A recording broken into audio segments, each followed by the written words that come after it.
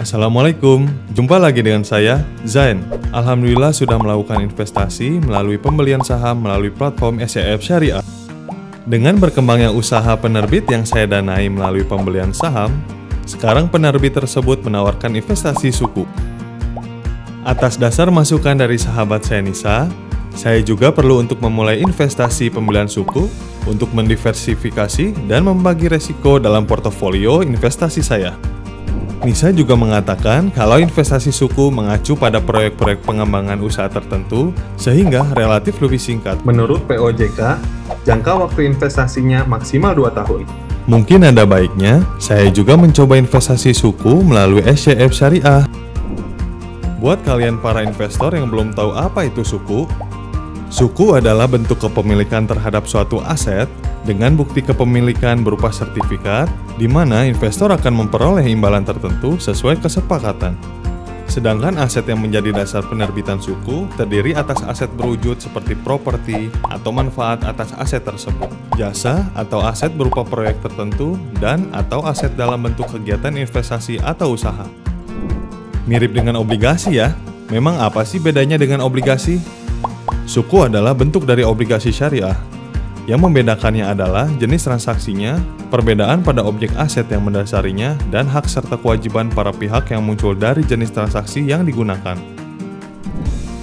Contohnya apabila asetnya barang, maka jenis transaksinya adalah jual beli untuk penerbitan suku, namun untuk obligasi bisa dalam bentuk pinjaman.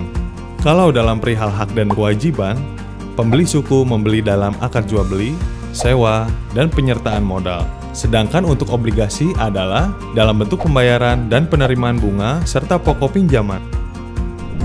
Apa saja sih aspek syariah yang terdapat pada suku?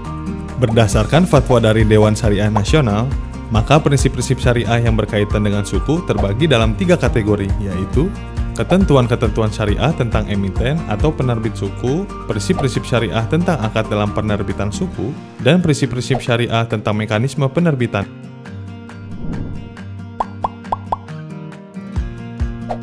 Hanya ada 3 jenis akad, yaitu musyarakah, mudharabah, musyarakah mutanakishah, atau MMQ. Untuk transaksi suku, kita bisa menggunakan akad wakalah bil istismar, yaitu dengan memberikan kuasa kepada penerbit untuk mengelola aset suku yang sudah dibeli oleh investor. Dengan demikian, dana yang terhimpun dapat dikelola oleh penerbit dan penyelenggara akan mendapatkan ujrah atau fee. Sedangkan penerbit dan investor mendapatkan bagi hasil dari keuntungan dari objek suku atau usaha yang dilakukan oleh penerbit. Adapun pihak-pihak yang berakad dalam investasi suku adalah investor, penerbit atau pengusaha, dan penyelenggara SCF Syariah dengan melakukan ketentuan akad sebagai berikut. Ada para pihak yang berakad, ada objek akad, dilakukan ijab kabul.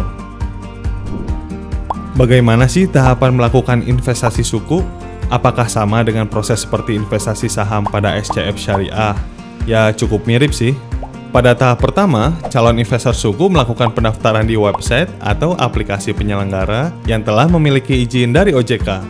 Tahapan berikutnya adalah calon investor mengisi data lengkap profil calon investor sebagai proses KYC bagi penyelenggara SCF Syariah, sehingga penyelenggara dapat melakukan verifikasi keaslian dan kebenaran profil calon investor, serta mengetahui lebih dalam mengenai profil preferensi investor dalam berinvestasi. Pada tahapan verifikasi, maka aplikasi penyelenggara akan melakukan verifikasi dan kode OTP yang akan terkirim ke email dan nomor handphone yang telah diregistrasikan oleh calon investor pada saat melengkapi profil data. Setelah proses verifikasi selesai, calon pemodal sudah bisa melakukan pemilihan penerbit. Berikut tips dalam memilih calon penerbitnya. Pilihlah bidang usaha yang Anda pahami dan akan menghasilkan nilai investasi yang diharapkan.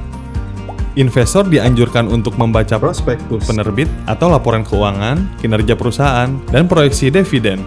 Menentukan jenis suku berdasarkan imbal hasilnya seperti tetap atau fix, mengambang atau floating, dan zero kupon, dan mempunyai kalkulasi terhadap proyeksi keuntungan, dan mengetahui potensi risiko dan mitigasinya. Dan tahapan proses pembelian suku pada aplikasi penyelenggara SCF Syariah Izin untuk calon investor melakukan investasi tentunya dengan memberikan term and condition yang harus dipahami dan dipatuhi calon investor. Di antaranya minimum pembelian suku yang diatur pada prospektus dan maksimum pembelian suku yang diatur pada POJK 57 tahun 2020. Nilai transaksi akan tercatat pada e-wallet aplikasi penyelenggara SCF Syariah. Kepemilikan suku akan tercatat pada aplikasi penyelenggara SCF Syariah dan juga tercatat dalam KSEI. Bagaimana? Tertarik untuk mencoba investasi suku lewat SCF?